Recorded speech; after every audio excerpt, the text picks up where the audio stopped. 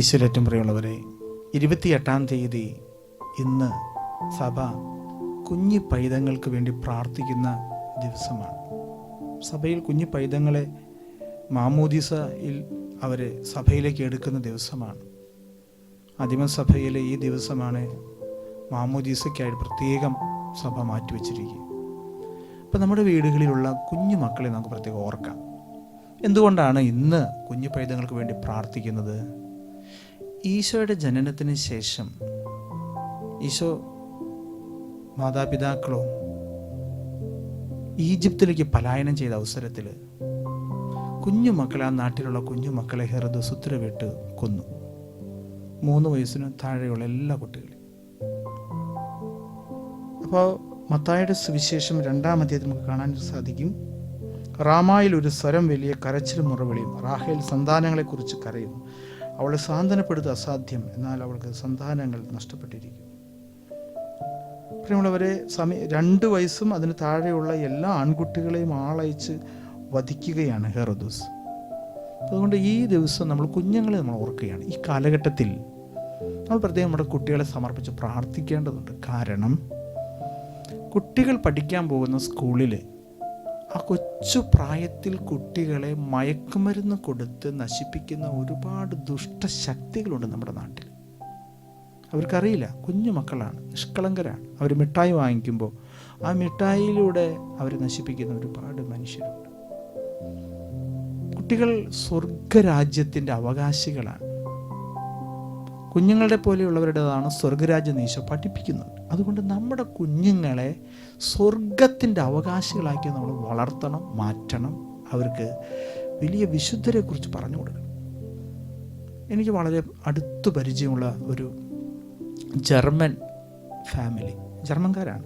അവിടുത്തെ അമ്മ അവരുടെ മകളുടെ കൊച്ചിന് 2 വയസ്സ് പോലും ആയിട്ടില്ല.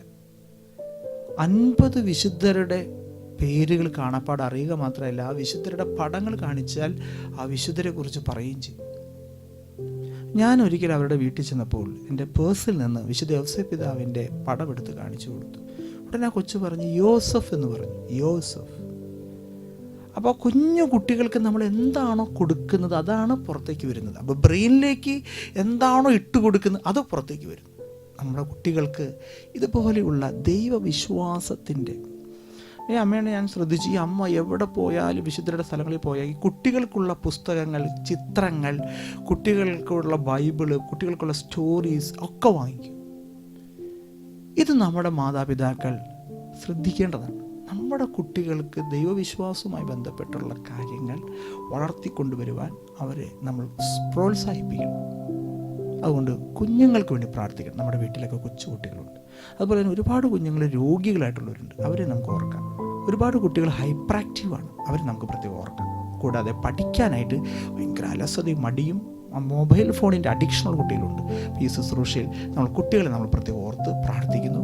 നമ്മൾ ദൈവം അവരെ അനുഗ്രഹിക്കട്ടെ എന്ന് പ്രാർത്ഥിക്കാം. നിങ്ങൾക്ക് ഓരോരുത്തർക്കും, നിങ്ങളുടെ വീട്ടിലെ കുഞ്ഞുങ്ങൾക്കും ഒക്കെ ഈ ശുശ്രൂഷയിൽ നമുക്ക് പ്രാർത്ഥിക്കാം. കർത്താവായ ഈശോയെ, ഈ ശുശ്രൂഷയിൽ കുഞ്ഞു മക്കളെ ഞങ്ങൾ സമർപ്പിക്കുകയാണ്. പ്രായത്തിലും ജ്ഞാനത്തിലും ദൈവത്തിൻ്റെയും മനുഷ്യരുടെയും സമൃദ്ധിയിൽ ഈശോ വളർന്നു വന്നതുപോലെ എല്ലാ കുഞ്ഞുമക്കളും പ്രായത്തിലും ജ്ഞാനത്തിലും ദൈവത്തിൻ്റെയും മനുഷ്യരുടെയും സമൃദ്ധിയിൽ വളർന്നു വരുവാൻ കൃപ നൽകി അവരെ അനുഗ്രഹിക്കണമേ എന്ന് പ്രാർത്ഥിക്കുന്നു. നന്മകൾ പൂക്കുന്ന താഴ്വാരങ്ങൾ തിന്മതൻ ലോകത്ത് തീർക്കേണം.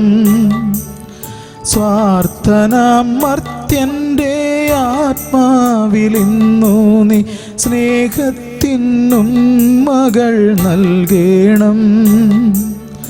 ഉണ്ണിക്കൈ വളരേണം, ഉണ്ണിക്കാൽ വളരേണം. മണ്ണിൻ്റെ രക്ഷകനാം പൊന്മകനേ, മണ്ണിൻ്റെ രക്ഷകനാം പൊന്മകനേ. താരാഗണങ്ങൾ കൺചിമ്മി നിൽക്കും ആകാശക്കൂടാരക്കീഴേ. മഞ്ഞിൻ പുതപ്പ് പുതച്ച് മയങ്ങും മണ്ണിൻ്റെ രക്ഷകനാം പൊന്മകനേ. പരിശുദ്ധ പരമദിവ്യകാരുണ്യത്തിന് നിരവാരാധനയും സ്തുതിയും പുകഴ്ച ഉണ്ടായിരിക്കട്ടെ. പരിശുദ്ധ പരമദിവ്യകാരുണ്യത്തിന് നിരവാരാധനയും സ്തുതിയും പുകഴ്ച ഉണ്ടായിരിക്കട്ടെ. പരിശുദ്ധ പരമദിവ്യകാരുണ്യത്തിന് നിരവാരാധനയും സ്തുതിയും പുകഴ്ച ഉണ്ടായിരിക്കട്ടെ.